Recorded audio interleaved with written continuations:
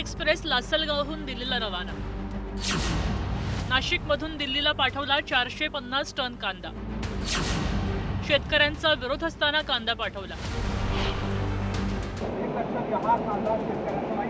याच्यामध्ये तडका कांदा आहे आणि हा तडका कांदा दिल्लीला पोहोचल्यावर, कारण हा कांदा मार्केटमध्ये 30 रुपयाने विकणार ही लोक आणि दर 5 वर्षापासून हे चाललेले 5 वर्षापासून मी ओरडून शेतकऱ्यांना सांगतोय, अरे तुमच्या अकाउंट नका देऊ, या हरामखोर दलालांसाठी आपल्या लाल कांद्याचं हे भविष्य धोक्यात घालतील रे। लासलगावहून कांदा एक्सप्रेस दिल्लीकडे जाण्यासाठी निघणार असताना प्रहार संघटनेचे नेते गणेश निंबाळकर अचानक रेल्वे स्थानकाच्या माल धक्क्यावर दाखल झाले आणि त्यांनी ही कांदा एक्सप्रेस रोखून धरली। त्यांनी कांदा एक्सप्रेसमध्ये खराब आणि सडका कांदा पाठवला जातोय असा आरोप करत कांदा एक्सप्रेस रोखून धरली। ट्रेनमध्ये कांदा असतात गोष्ट वेगळी, सडलेला कांदा आहे। पोलीस आरपीएफ यांनी त्यांची समजूत काढायचा प्रयत्न केला, मात्र निंबाळकर ऐकण्याच्या मनस्थितीत नव्हते।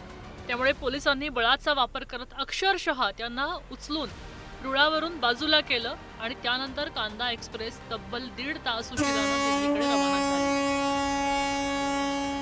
नाफेड आणि एनसीसीएफ शेतकऱ्यांचा चांगला कांदा खरेदी करण्याऐवजी निकृष्ट दर्जाचा कांदा पाठवल्याचा आणि यात गैरव्यवहार झाल्याचा आरोप निंबाळकर यांनी केला। एक्सप्रेस अडवण्यामागचं आमचं उद्दिष्ट एवढं आहे, दिल्लीला चांगला कांदा घेऊन जा। ह्याच्यात सडलेला कांदा आहे, चांगला कांदा शेतकऱ्याच्या घरी पडलेला आहे, हा जो आहे तो सडलेला आहे। मग चांगला कांदा घेऊन जाण्यासाठी कोणती ट्रेन आहे? आम्हाला या ट्रेनमध्ये चांगला कांदा आहे का? कुठल्या सेंटरवरून यांनी तो कांदा आणलेला आहे? कोणत्या शेतकऱ्याने त्या सेंटरला कांदा दिलाय? एवढी माहिती द्यायला यांचा पारदर्शक कारभार घाबरतो का? गेली 5 वर्ष हा कारभार घाबरतोय।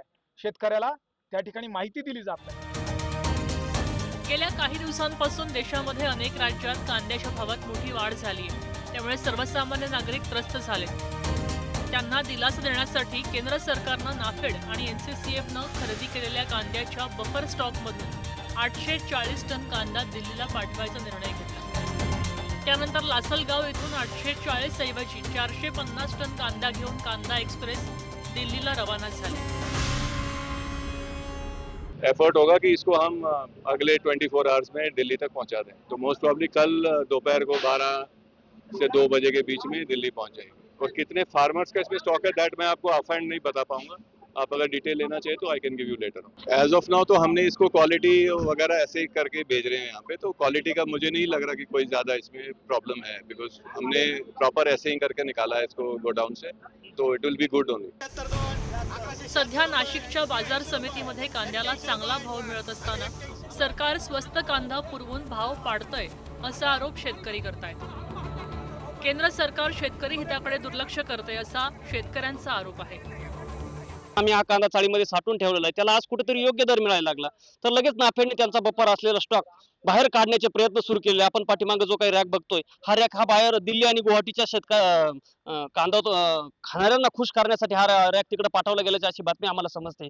खऱ्या अर्थानं गेल्या 8-9 वर्षापासून शेतकरी हा कवडीमोल दराने कांदा विकतोय, त्यावेळेस कुठलीही उपाययोजना सरकारकडून केली गेलेली नाही आणि थोड्याफार प्रमाणात दर आल्यानंतर अशा उपाययोजना करणं आणि शेतकऱ्यांच्या अन्नामध्ये माती कालवणं खऱ्या अर्थानं ही शेतकऱ्यांवर खूप मोठा अन्यायकारक अशी गोष्ट आहे।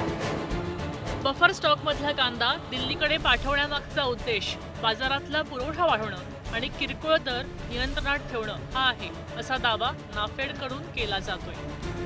कांद्याचा दर विषय हा संवेदनशील विषय असतो।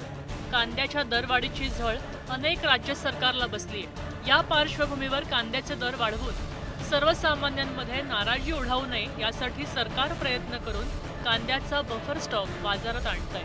मात्र याच वेळी शेतकऱ्यांसह ग्राहकांचंही हित जपण्याची गरज आहे।